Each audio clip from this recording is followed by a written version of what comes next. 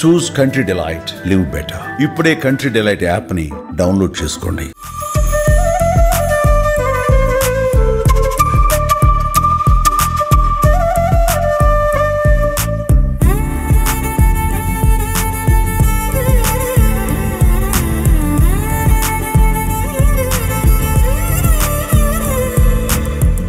దసరా అంటే విజయవాడ అందరికీ గుర్తొస్తుంది. రీజన్ ఏంటంటే విజయవాడలో అమ్మవారు ప్రపంచవ్యాప్తంగా ఫేమస్.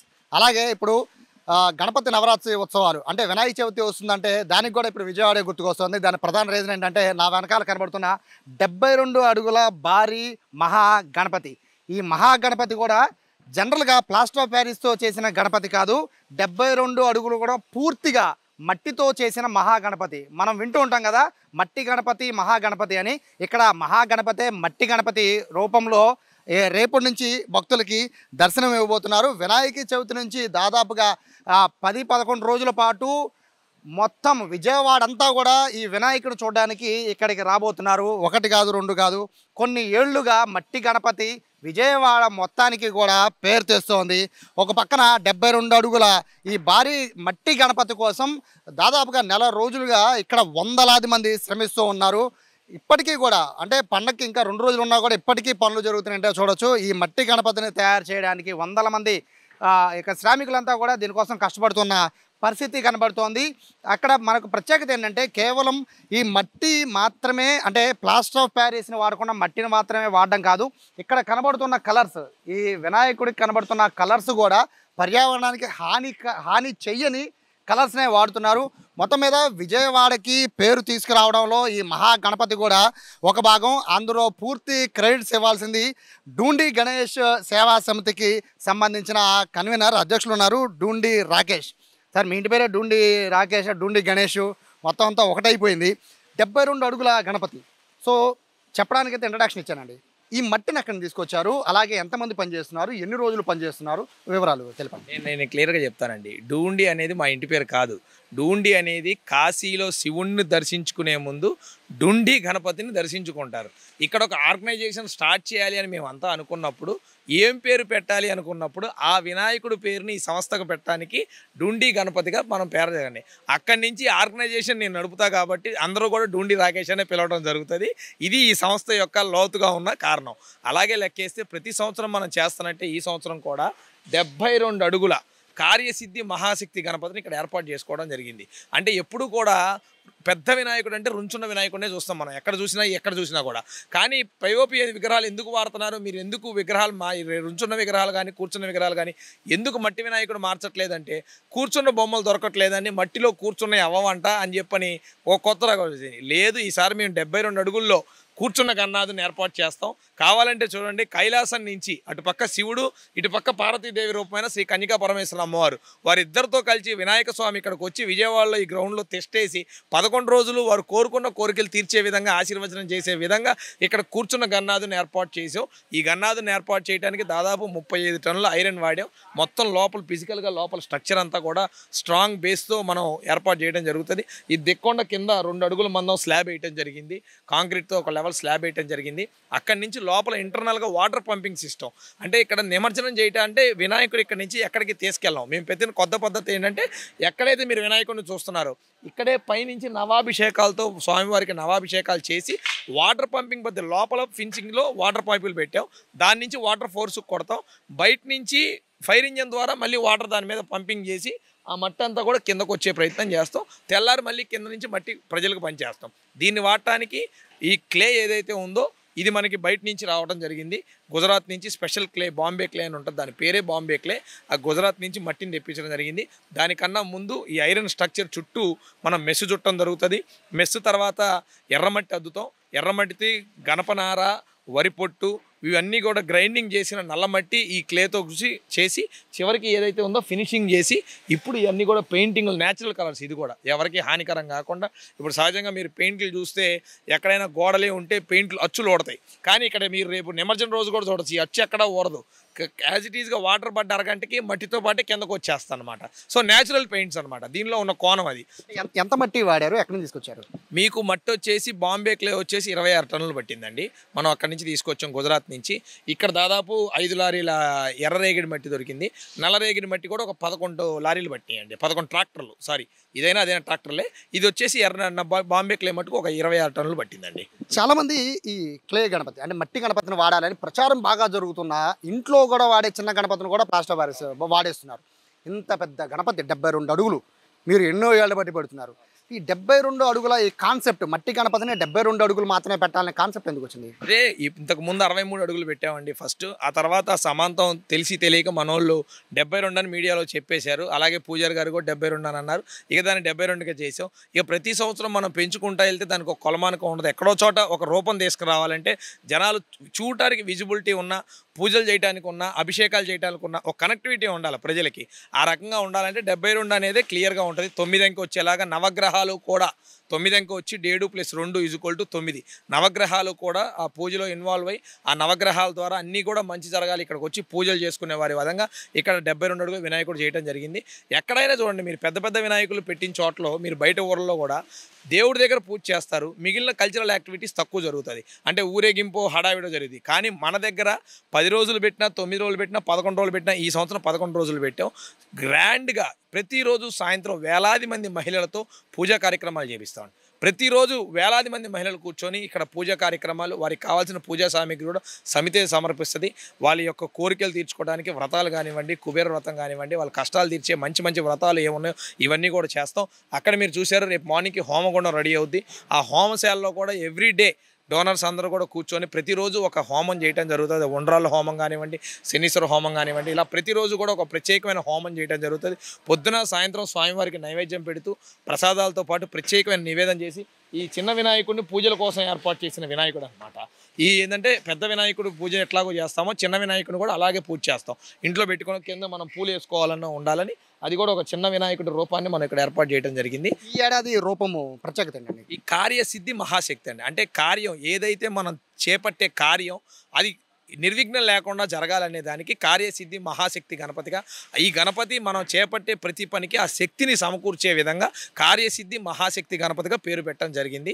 పూజారులు, పండితులు అందరూ కూడా కలిసి మాట్లాడుకొని డిసైడ్ చేసి దాని శాస్త్రోక్తంగా ఏదైతే హిందూ ధర్మం ప్రకారం ఈ కార్యక్రమం చేయాలో, విజయవాడ కనకదుర్గ అమ్మవారి ఉత్సవాలు ఎలా గ్రాండ్గా జరుగుతాయో అలా కాకపోయినా ఇంకొద్దిగా మా పరిధిలో మేము చాలా జాగ్రత్తగా వినాయక చవితి ఉత్సవాలు నిర్వహించడం జరుగుతుంది. అంటే ఇది ఇంత పెద్ద ఆర్గనైజ్ చేస్తున్నారు కాబట్టి మిమ్మల్ని అడగాల్సిన ప్రశ్న ఇది. బేసిక్గా విగ్రహాల ఎత్తు మీద చాలా ప్రచారాలు జరుగుతూ ఉంటాయి. 72 తర్వాత 78, 68 ఇంక పెంచుకుంటూ 108, 120 దాకా వెళ్ళిపోతున్నారు అని లెక్కలు చెప్పుకుంటూ వెళ్ళిపోతారు. ఇలా అంటే వినాయక చవితి నిర్వహించడానికి కారణం వేరు, విగ్రహాల ఎత్తు కోసం ఇంకా పోటీ పడి చేస్తున్న అంశం వేరు. దీనిపైన మీరేమంటారు? ఎందుకంటే ఎప్పటికప్పుడు వినాయకుడు ఎత్తు పెంచుకునే చాలా చోట్ల వినబడుతున్నాయి వార్తలు. సో మీరు స్టాండర్డ్గా ఒకే సైజుని మీరు మెయింటైన్ చేస్తున్నారు కాబట్టి ఇలా వినాయకుడు ఎత్తు పెంచడం అనేది కరెక్ట్ అంటారా కాదంటారా? ఇప్పుడు ఏదైనా బొమ్మ పెట్టాలి అనుకున్నప్పుడు దానికి కొన్ని సిద్ధాంతాలు ఉంటాయి. ఆ even number, odd number add వచ్చేలాగా ఎవరు కూడా చేయరు. దానికి కొన్ని న్యూమరాలజీ ఉంటుంది. అలాగే ఏదైతే మనం అనుకుంటున్నామో శాస్త్రంగా పేరు పెట్టేటప్పుడు దాని ప్రకారంగా ఒక పద్ధతి ప్రకారంగా కూడా చేయాలి. ఆ ప్రకారంగా చేస్తే ఆ పూజ ఫలం కూడా అందుతుంది. సో అంతే, పోటీ కోసం మనం నిలబెట్టాం కదా అని చెప్పి బారుగా బొమ్మను నిలబెట్టేసి 90 అడుగుల, 80 అడుగుల, 100 అడుగుల అని కాదు, ఏదో అట్రాక్షన్ కోసం చేసామా. సెక్యూరిటీ మెజర్మెంట్ కూడా చాలా ఇంపార్టెంట్. మీరు చూసారు ఈ షెడ్డు, ఇంత గాలి ఇంత ఉన్నా కూడా మీరు లాస్ట్ టైం కూడా మీరు ఇక్కడ 3 అడుగుల లోతు వరద నీళ్ళు ఉన్నాయి, అయినా సరే షెడ్ తట్టుకునే విధంగా 80 ఫీట్ సెంట్రల్ 4 పోల్ వేసి మొత్తం కూడా సెంట్రల్ స్ట్రక్చర్ ఇచ్చాం ప్రతి చోట కూడా. ఎందుకంటే ఇలాంటి షెడ్ మీరు ఎక్కడ చూడరు, ఒక సీఎం గారి ప్రోగ్రామ్స్ లెవెల్లోనే మీరు చూస్తారు. కానీ ఎందుకనంటే ఆ క్లారిటీ ఉండాలి. ఇక్కడ వచ్చే జనానికి మనం ఒక భరోసా ఇవ్వాలి. కార్యక్రమం చేసేయటమే కాదు, ప్రజలకి ఆ నమ్మకం కలగాలి. దేవుడి యొక్క భరోసాతో కార్యక్రమం కూడా ఘనంగా జరగాలంటే శాస్త్రోతంగా అంటే న్యూమరాలజీ కానివ్వండి, ఇటు ఆస్ట్రాలజీ కానివ్వండి, ఇప్పుడు టూర్ ఫేస్ పెట్టాం, ఈశాన్యం వచ్చేలాగా చూసి మేము బిట్ కట్ చేసి ఎంట్రీ ఎటు ఉండాలనేది ప్రతిదీ కూడా ఒక టెక్నికల్గా వాస్తు కూడా చూయించుకొని దాని ప్రకారంగా మటుకే మేము చేసుకుంటూ వెళ్తున్నాం అని తెలియదు. 10-11 రోజుల పాటు వేల మంది భక్తులు వస్తున్నారు. విజయవాడలో ఆల్మోస్ట్ 60-70% పీపుల్ వచ్చి దర్శించుకుంటారు. సో ఇంతమంది వస్తున్నారు కదా, సో వాళ్ళకి సెక్యూరిటీ కానీ లేకపోతే వాళ్ళ టైమింగ్స్ కానీ లేకపోతే అదర్ యాక్టివిటీస్ కానీ వాటి గురించి చెప్పండి. ఇప్పుడు దీనిలో మాకు 4 రకాల టీమ్స్ ఉంటాయండి. ఒకటి పోలీసు వారి సహాయ సహకారాలు తీసుకుంటాం. రెండోది మేము ప్రైవేట్గా సెక్యూరిటీని పెట్టుకుంటున్నాం. ప్రతిసారి ఒక 50 మంది ప్రైవేట్ సెక్యూరిటీ డైలీ మా దగ్గర ఉంటారు. ఈ ప్రైవేట్ సెక్యూరిటీ పెట్టుకుంటాం. 2 క్యూ లైన్లోకి అక్కడ ఎంటర్ అయిన భక్తుడు మళ్ళీ ఇటు నుంచి ఇదే క్యూ లైన్లో మళ్ళీ బయటికి వెళ్ళిపోతారన్నమాట. ఓన్లీ ఇక్కడ డోనర్స్, విఐపి ఎంట్రీస్, పూజల కోసం వచ్చేవాళ్ళు మటుకు ఈ సైడ్ నుంచి మేము ఎంట్రీ ఇచ్చామన్నమాట. మిగిలిన వారందరూ కూడా ఇక్కడ దాకా రావడానికి. సో ఇక్కడ ఎదురుగా ఒక పెద్ద స్టేజ్ ఏర్పాటు చేసి అక్కడి నుంచి అందరూ కూడా ఫోటో దిగే ప్రయత్నం ఏదైతే ఉందో ఆ ఫోటోలు దిగే ప్రయత్నంగా దాన్ని అన్నీ కూడా మనం ఏర్పాటు చేయడం జరుగుతూ ఉంది. సో పబ్లిక్ అక్కడ ఎంట్రీ అయిన దగ్గర నుంచి బయటికి క్యూ లైన్లు మూవ్ అయ్యి బయటికి వెళ్ళేంత వరకు కూడా వాలంటరీ సిస్టమ్ ఉంటుంది. కమిటీ మెంబర్స్ ఉంటారు, సేవ చేసేవాళ్ళు, పూజ సేవలు చేసేవాళ్ళు ఉంటారు. ఏ టీంకి ఆ టీం పెట్టి మొత్తం కూడా 11 కమిటీలను వేయటం జరిగింది. ఈ టీంలన్నీ కూడా ఏ టీం ఆ టీం వాళ్ళ విధి విధానాల్లో టైమింగ్ ప్రకారం వాళ్ళు పనిచేసి సక్సెస్ చేస్తారు. టైమింగ్స్ ఏమన్నా దర్శనానికి ప్రత్యేకమైన టైమింగ్స్ ఏంటండి, ఉదయం 6:30, 7 గంటల నుంచి స్టార్ట్ అవుద్ది. రోజు కూడా ఉదయం పూజ చేస్తాం. పూజ అయిపోగానే హోమాలు జరుగుతాయి. 6:30, 7 నుంచి నైట్ 10:30, 11 వరకు పబ్లిక్ని బట్టి ఫ్లో ఉంటుంది. ప్రతి ఒక్కరికి డ్రింకింగ్ వాటర్ ఫెసిలిటీ ఏర్పాటు చేస్తూ ఉన్నాం. వృద్ధులు, వికలాంగులు ఎవరైనా వస్తే వారికి సపరేట్ ఎంట్రీ కూడా ఇస్తూ ఉన్నాం. ఇబ్బంది లేకుండా వాళ్ళని జాగ్రత్తగా తీసుకెళ్ళడానికి ఒక 10 మంది వాలంటీర్లను వాళ్ళ కోసం కూడా ఏర్పాటు చేయడం జరిగింది. ఎక్కడా కూడా ఎవరైనా సరే ప్రెగ్నెంట్ ఉమెన్స్ వచ్చినా వీళ్ళందరూ కూడా సపరేట్గా తీసుకోవాలన్న ఒక ఉద్దేశంతో వాళ్ళకు కూడా సపరేట్ లైన్ జరిగింది. సో వాటర్ కానివ్వండి, ప్రసాదం ప్రతిరోజు దేవుణ్ణి దర్శించుకున్న తర్వాత ఆ ఆత్మీయత ప్రసాదంలో మనకు కనబడుతుంది. అలాంటిది భక్తి శ్రద్ధలతో మనం ప్రసాదాలు ఏర్పాటు చేసి జనాలకి ఇక్కడ ఫ్రీ ఫెసిలిటీగా ఏర్పాటు చేసి సంస్థ తరపున కూడా ఎంతమంది వచ్చినా వేలాది మంది భక్తులకి డైలీ కూడా ప్రసాద వితరణ చేస్తూ ఉన్నాం. ఆఖరి రోజు ఏదైతే 6వ తారీఖు నిమజ్జనం రోజు ఉందో మధ్యాహ్నం కొన్ని వేల మందికి ఇక్కడ అన్నదానం కూడా గ్రౌండ్లో ఏర్పాటు చేసి చేస్తాం. నిమజ్జనం రోజు ఇక్కడే మీరు చూస్తున్న గ్రౌండ్ అంతా కూడా ఏసీ మహిళలందరితో కూడా ఒక 2 నుంచి 3 వేల మంది మహిళలు ఇక్కడ ఒకేసారి స్వామివారికి హారతి ఇచ్చి నిమజ్జనానికి మొదలు పెడతారని కూడా తెలియజేస్తూ ఉన్నాను. ఫైనల్గా అంటే చెప్పాలనిపిస్తే చెప్పండి, ఓవరాల్గా ఎంత ఖర్చు అవుతుంది అనేది ప్రతి ఒక్కళ్ళు మధ్యలో మెదులుతూ ఉంటుంది. సో ఈ విగ్రహానికి ఎంత ఖర్చు అవుతుంది, 11 రోజులు ఎంత ఖర్చు అయ్యే అవకాశం? మొత్తం మీద మేము ఆల్మోస్ట్ దాదాపు 1.5 కోటి వరకు మాకు ఖర్చు అవుతుందండి. ఇది ఎందుకనంటే గవర్నమెంట్ కూడా మేము ఈ స్థలం ఉంది, ఇది గవర్నమెంట్ స్థలం, ప్రస్తుతానికి 11 ఎకరాల సైట్ ఇది. ఈ సైట్కి కూడా మేము గవర్నమెంట్కి రెంట్ కట్టే తీసుకుంటాం. కరెంటు బిల్లు ఉంటుంది, సాయంత్రం లైటింగ్ వర్కర్స్, ఇలా 1.5 కోటి రూపాయలు మనకి ఇక్కడ ఖర్చు అయినా కూడా ఈ 1.5 కోటి ఇంకొక రూపంలో పబ్లిక్లోకి వెళ్తుంది. సో ఇక్కడ ఏదైనా భక్తిని ఎంత ఇంపార్టెంటో మానవత్వం కూడా మనకి ఇంత ఇంపార్టెంట్. ఇది బేస్ చేసుకొని స్టేజ్ వర్కర్ల దగ్గర నుంచి, లైటింగ్ వర్కర్ల దగ్గర నుంచి, ప్రసాదం వంటలు చేసే వర్కర్ల దగ్గర నుంచి, మీరు చూస్తున్నారు వెల్డింగ్ స్ట్రక్చర్ నడుస్తుంది. ఒక గ్రౌండ్ లెవెల్ మైన్యూట్ వర్కర్కి ఒక వర్క్ క్రియేట్ చేసే విధంగానే ఇక్కడంతా కూడా ఇప్పుడు ఇక్కడ 115 మంది లేబర్ పనిచేశారు టోటల్. మీరు ఒరిస్సా వాళ్ళ దగ్గర నుంచి తీసుకోండి, ఇక్కడ ఏపీ వాళ్ళు తీసుకోండి, హైదరాబాద్ వాళ్ళు తీసుకోండి, 3 స్టేట్స్ వాళ్ళు కలిపి 115 మంది టీం పనిచేశారు. ఒక్కొక్కళ్ళు ఒక స్ట్రక్చర్ అనమాట. షెడ్ ఉంది, షెడ్ ఒక వర్క్ అది. సో ఇలా వర్కర్స్ అందరికి కూడా వెసులుబాటు ఉండే విధంగా ఏదైనా ఏంటంటే 10 మందికి ఉపాధి కల్పించడమే మా బాధ్యత.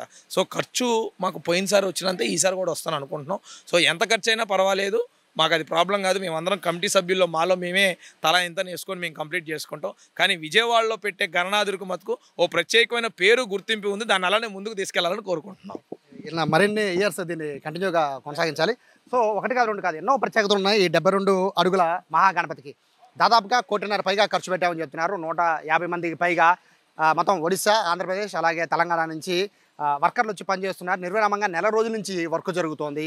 సో వినాయక చవితి తెల్లవారుజామున 6 గంటల నుంచి దర్శనానికి భక్తులను అనుమతిస్తారని చెప్తున్నారు. ఓవరాల్గా చూస్తుంటే ఇటువంటి భారీ గణపతి అయితే ప్రస్తుతానికైతే ఆంధ్రప్రదేశ్లో ఎంత ఎత్తైన గణపతి అయితే ప్రస్తుతానికి ఎక్కడ లేదు. అది కూడా మట్టి గణపతి. నిమజ్జనం రోజు కూడా పైనుంచి ఏదైతే పైన స్పెషల్గా వాటరింగ్ సంబంధించి అంటే పైనుంచే వాటర్ ఫ్లో అయ్యే విధంగా కరిగిపోయి మట్టి అంతా కూడా కిందకు వచ్చే విధంగా కూడా పైన ఏర్పాట్లు చేశారు. అత్యంత అద్భుతంగా నిర్మాణాన్ని అయితే ఇక్కడ చేపట్టడం జరుగుతోంది. భక్తులకైతే వినాయక చవితి ఉదయం 6:30 నుంచి భక్తులకైతే ఎంట్రీ ఉంటుందని చెప్తున్నారు. ఫైనల్ రోజు దాదాపుగా 30,000 మంది నుంచి 40,000 మందికి పైగానే అన్నం సంతర్పణ చేసే అవకాశం కూడా ఉంది. లాస్ట్ ఇయర్ అదే విధంగా చేశారు కాబట్టి ఈసారి కూడా అదే చేస్తామని చెప్తున్నారు. విజయవాడకి అయితే ఈ మట్టి మహాగణపతి అయితే ప్రత్యేక ఆకర్షణగా నిలుస్తుంది అని చెప్పడానికైతే ఎటువంటి సందేహం లేదు. కెమెరా పర్సన్ కిషన్తో సాయి, సుమన్ టీవీ, విజయవాడ నుంచి.